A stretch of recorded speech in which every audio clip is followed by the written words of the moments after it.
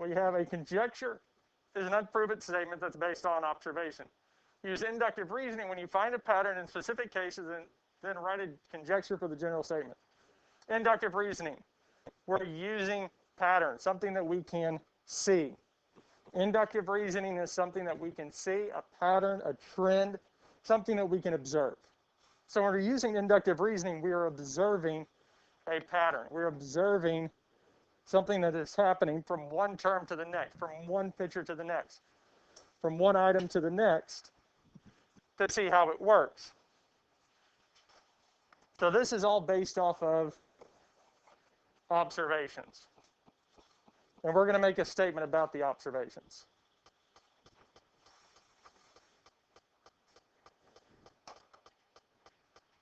So you can write this down verbatim. It's in the textbook.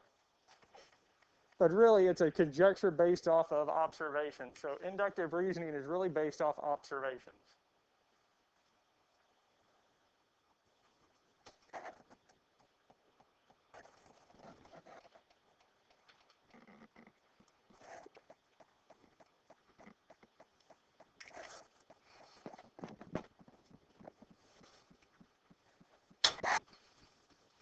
Based off of our observations.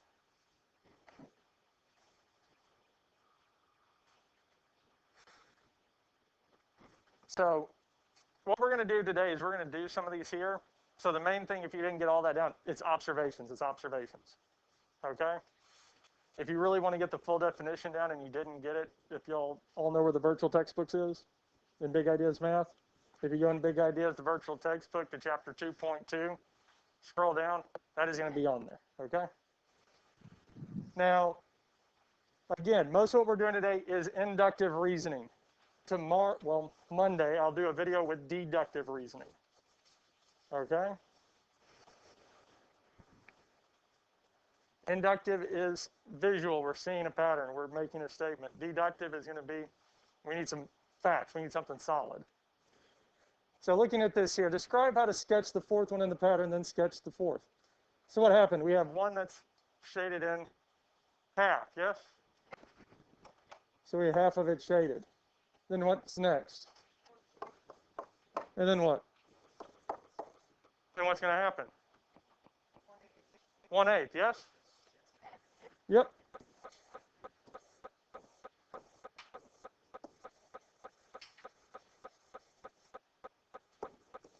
And that's the 8th. That's the next one. Because we saw the pattern. We had half, fourth, sixth, so it needs to go to an 8th. And we're just seeing the pattern. So what's happening? Well, we're cutting it kind of in half a little bit, not so much, but we have half, fourth, sixth, and then 8th. Essentially, I think a more mathematical way to say it is we're adding to the denominator-ish. So that's it. Questions on this here? We're good with this here? Yes?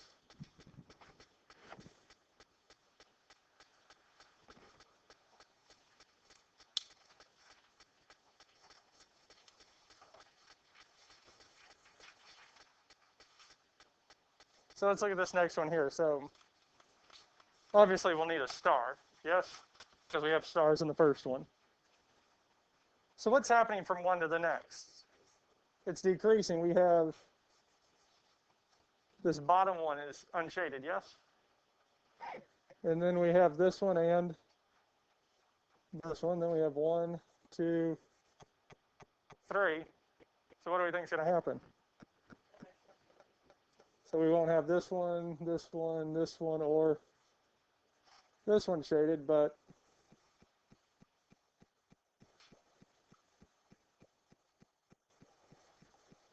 everything else should be shaded, yes? Because it's slowly going around, unshading around. And it might be hard to see on that picture because the printer fades these note sheets, but that's it.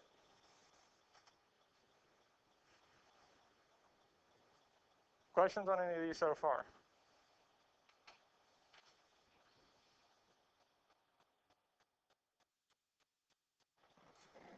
So what about this next one here? We have 1, and then we added 2 to the bottom, didn't we? Then how many did we add? So we added a row to the bottom, didn't we? So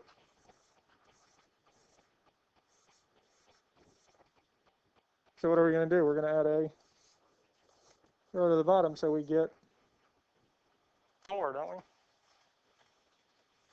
So again, inductive reasoning is seeing a pattern or trend and kind of continuing it on.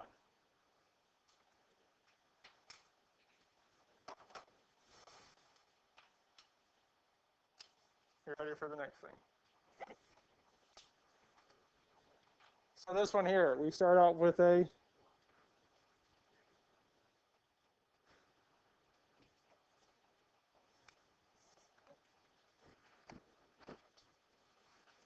so this one here might be a little bit harder to see, but what are we doing there, Brian?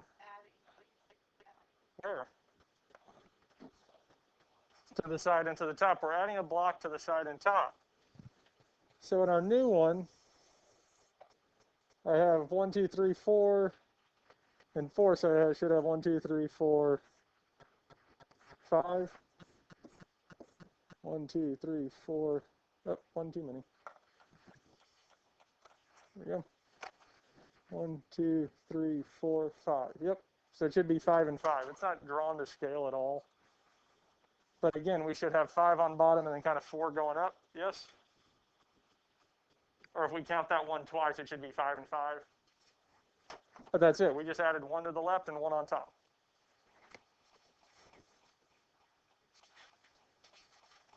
Numbers. Making and testing a conjecture. Numbers such as 3, 4, 5 are called consecutive integers because they come one after the other. They're in a line. They're a row. They're consecutive. Make and test a conjecture about the sum of any 3 consecutive integers.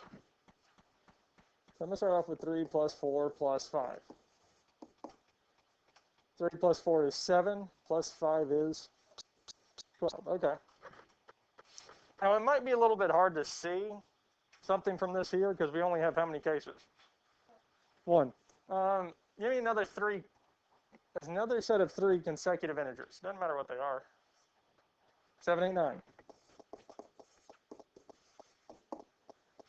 7 plus 8 is 15, plus 9 is 24. Eric, give me another 3. 1, 2, 3.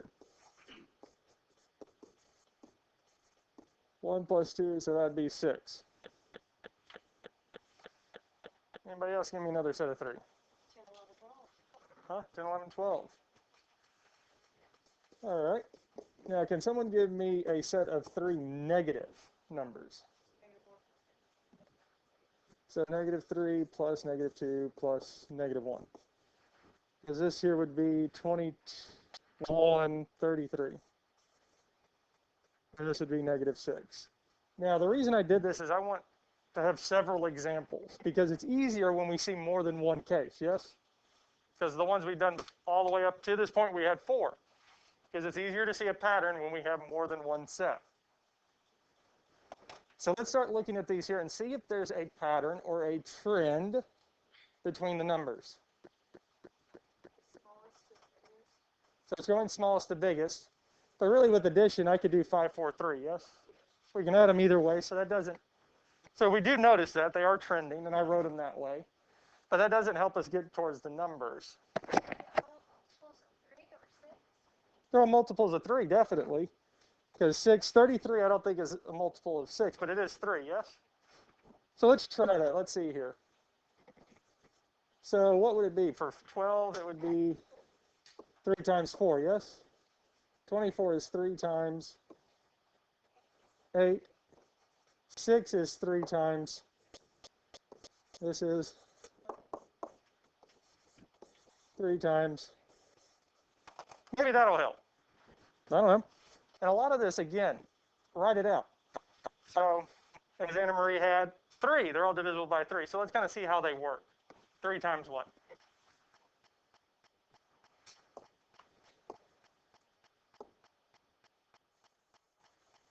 Wait a minute, I've got 4 and 4, yes? And again, I'm just grabbing at that because I noticed those match up. Now, it could be that that's nothing. But hey, 8 and 8, yes? 2 and 11 and... Okay. Now, since it worked on all of these here, that's it. That's actually it. For any 3 consecutive numbers, so, yep, consecutive yours is the middle number times what? I'll hit record soon. Okay, so most of the stuff that we did here, was there any rhyme or reason how we found this? No, I found something that I thought might work, or we thought might work, and I followed that trail. Now, it could have worked out that it didn't work. Because like 6, if I tried 6, it would have worked for the first one, second one, third one. When we hit 33, it doesn't work, does it? No, it's not divisible by 6, so okay. So we'd scratch that and move to the next one. Then we would have moved to 3. Okay, we see that they're all divisible by 3.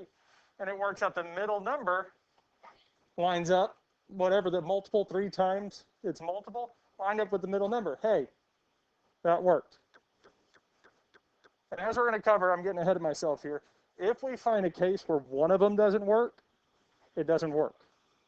For proofs, all you've got to do is find one case that makes the statement false for the whole thing to be false. You just need one. So like with 6, because 33 isn't divisible by 6, that doesn't work. We just move on, okay? Let's look at this one here.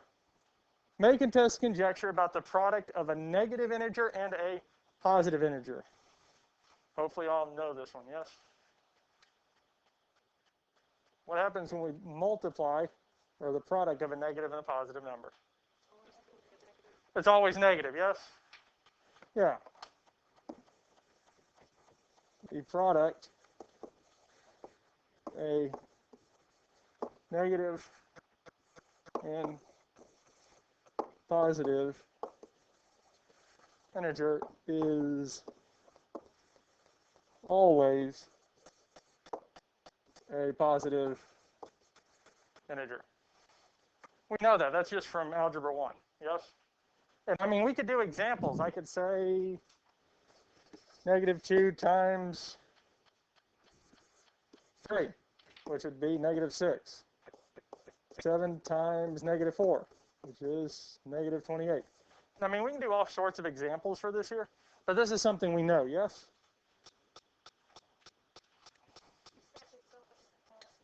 Negative, sorry, thank you. I get ahead of myself sometimes. It's always a negative integer, thank you. Yes, it's always negative. It should always end up being negative. And this is our conjecture, yes? Think back all the way through every year that you've had math. Has it ever been proven that a negative times a positive is always negative? Have you had a systematic proof showing that that works? I mean, we've done examples, yes, but we've never shown that it's true, right? A conjecture is what? A statement that is not shown, that is understood to be true. This is one of them. This is one of them.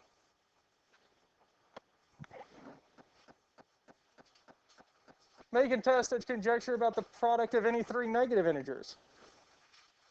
So what can we say? The product of any 3 negative integers.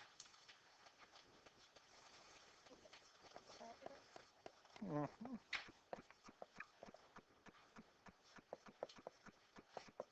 Wow. It's going to be negative, yes? Yes. So are we good with this here? Are we understanding these? Yes?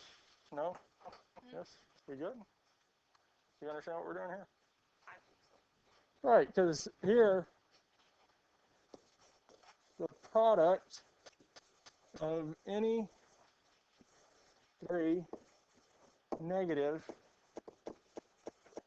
integers is always negative. So integers are just positive or negative numbers. We're not talking about fractions, decimals, irrational numbers, numbers that have a non-repeating, non-terminating decimal. We're not talking about complex numbers. We're just talking about whole numbers, positive or negative. So we could say -2 times -1 times -3. Well, -2 times -1 is 2 times -3 would be -6, yes? Or we can say for all real numbers x, y, z, -x times -y times -z is equal to xy times -z is equal to -xy z, yes? Where x, y, z are just any number. Because does it really matter what the value is? -2. Because we can, because -2 times -1 is +2. And then we get a negative. So if we want to, we can show it this way with x, y, z, because x, y, and z can be any number. It really doesn't matter what the number is itself. We just care about the sign of it. Okay. But that's it here. So what we're doing right now is making a conjecture about making a statement and then kind of showing it's true or false. The product. Now, make and test a conjecture about the sum of any 5 consecutive integers. So what we do with these here and test them is we just want to pick 5. So 5 consecutive is just coming one after the other. So I'll put an example. 3 plus 4 plus 5. 3, 6, 10, 15. Give me a number to start with. Let's go different 5. Any number, first number that pops in your head. 9.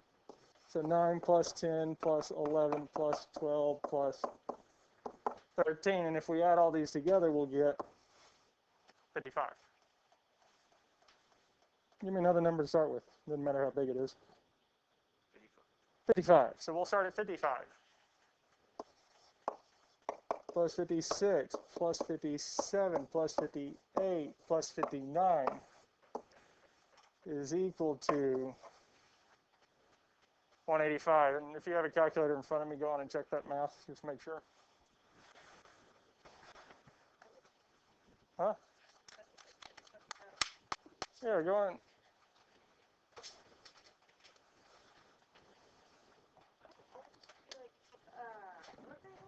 Nope. This should be 280.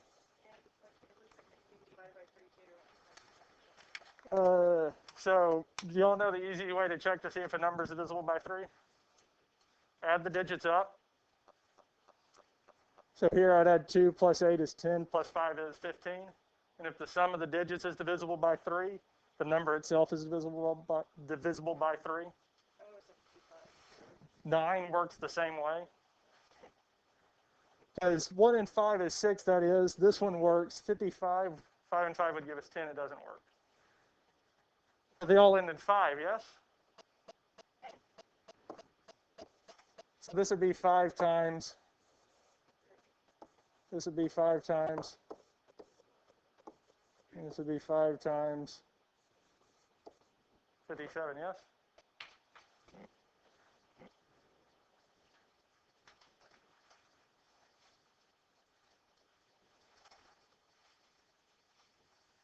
Do we agree with this here?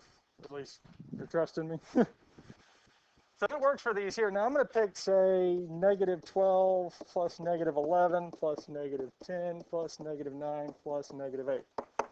Because I always want some on the positive and negative, and it's good to have a good combination of the two.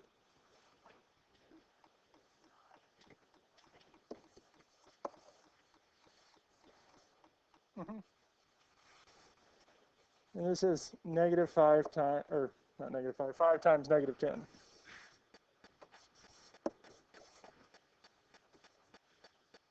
So doesn't it line up the same way as with 3? Yes. It actually works out for any odd set of consecutive integers works that way. The product of any 5 consecutive numbers is 5 times the middle term. It is 5 times middle term. 5 times the middle term. And it works out for any odd set of consecutive integers. It works out that the sum of those numbers is however many they are times the middle. I'm going to write this other set on the board, because if we said started at -2 plus -1 plus 0 plus 1 plus 2, looking at this here, can anybody tell me what this would be? 0. -2 plus 2 is 0. 0, 0. It still works. Yes? And in mathematics, the way that we like with a lot of these proofs, we want it to work every time. We don't really, and I don't really like it where this works out, this works out except, in this case, and except where we have a lot of exceptions.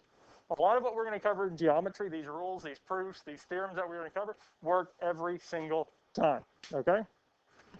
There's not a lot of things in math that say this works in this case except if this. Make sense? Yes.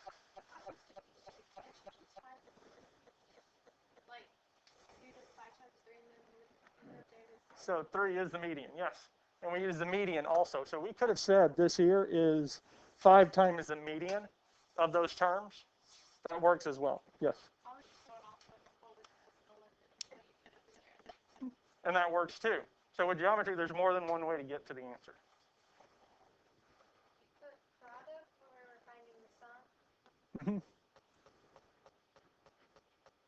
Yes. About the sum, yes. So sum is adding. So we're saying we're adding the terms.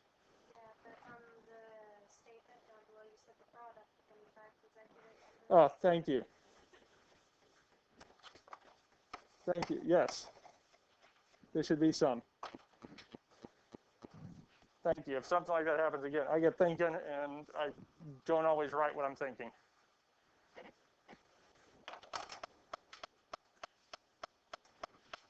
We good? Awesome. Now that brings us to counterexample. A counterexample is to show a conjecture is true, you must show that it is true for all cases. You can show that a conjecture is false, however, by finding just one counterexample. A counterexample is a specific case for which the conjecture is false. For which the conjecture is false.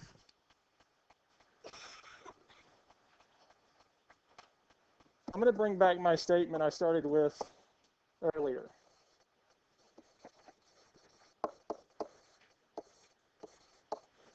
If x is greater than 2, then x squared is greater than 4, yes? Can I prove that for every single value of x? I mean, it'd be impossible, because even if it's not reads there, Brian, yes? I'm getting these names down. If Brian went and showed me for all the way up to the 200th trillion term, this worked, yes? Well, that's awesome. So could we say it's true? Because the 200th trillionth one term, the one after it, could be false, yes?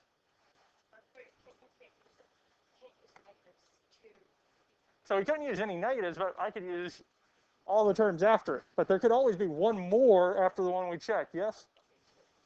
So what they'll do in mathematics is say if x is greater than 2, then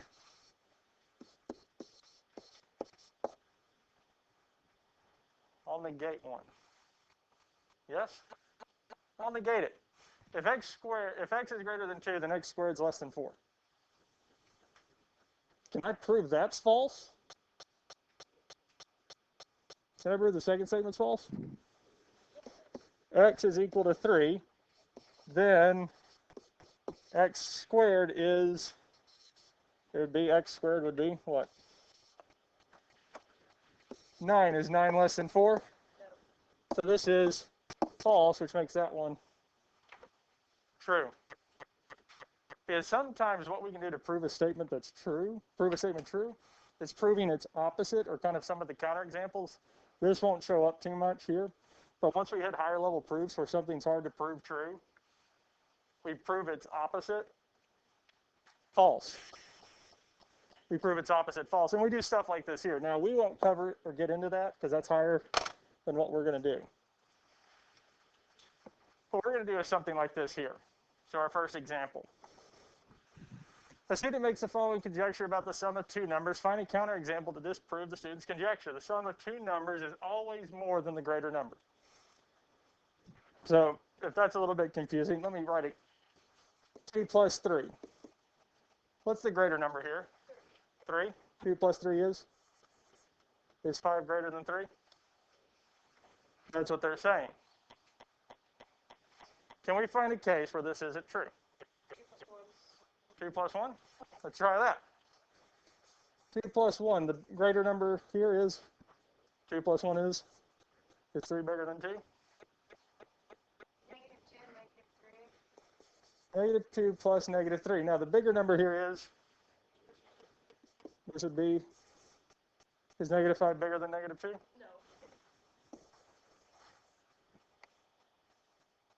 There's one example.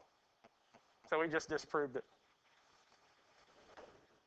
So as long as we can find one counterexample to show that it doesn't work, we're good. That's it.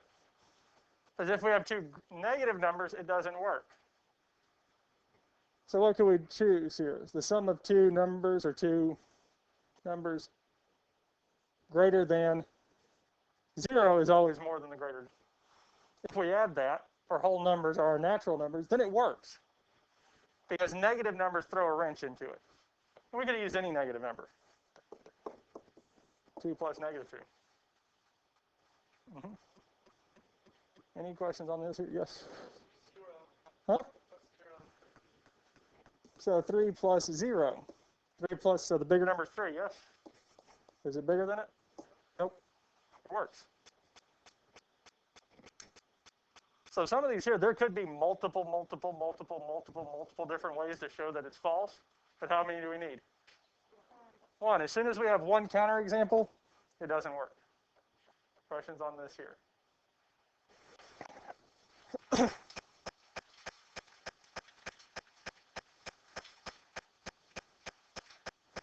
A student makes a conjecture about absolute values. Find a counterexample. The absolute value of the sum of two numbers is equal to the sum of those two numbers. So we're saying the absolute value of, say, a plus b is equal to a plus b. Two numbers added together. So what do we want to try first?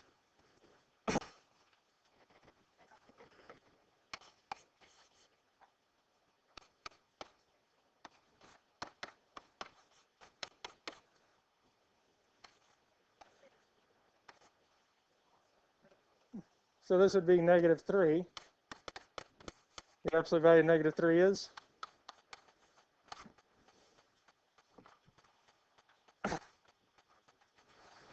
So we can say two negative numbers. We can say a negative and a positive, as long as the negative number is what? Greater than the positive. Because anything inside of the absolute value, anything, time we take the absolute value of any number, it is always a non-negative number. It'll be 0 or greater. Questions on this here? Hopefully this hasn't been too bad so far. Awesome. The value of x squared is always greater than the value of x.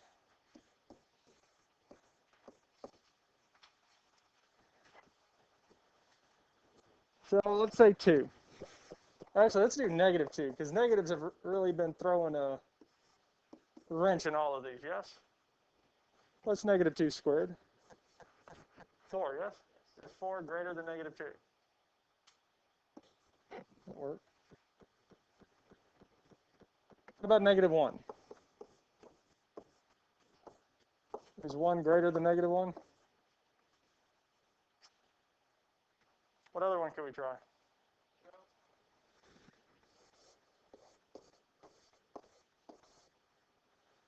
Zero squared is what? Is 0 greater than 0? No. There's an example, isn't it? We could also use 1, but I'm going to show you this one here. Say 1/2. So 1/2 squared would be 1/2 times 1/2. So we multiply fractions, we multiply straight across, so 1 and 1. 2 times 2 is 1/4 greater than 1/2? No. No? No. If you say yes, I'm going to start sharing desserts with you all. No, 1/4 is not greater than 1/2, yes? Yeah, 0.25 is not going to be greater than 0.5. It works out with fractions. When we square them or multiply them by themselves, they actually get smaller. They don't get bigger, they get smaller. So fractions, so anything with fraction would get smaller. Questions on these here?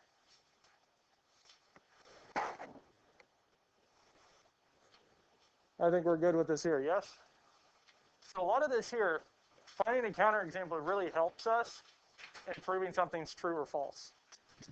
Because if some of these things here, it's harder to prove that that's true. If we prove the negation of it, the opposite of it is false, then it does work. Because if the opposite, the negation of it, is false, it means the actual statement had to be true. Does that make sense? So this is, again, this is one of the key things of proving stuff is true or false. Proving that two numbers are divisible or odd or prime. We use this stuff here. So that's all we're going to cover with today.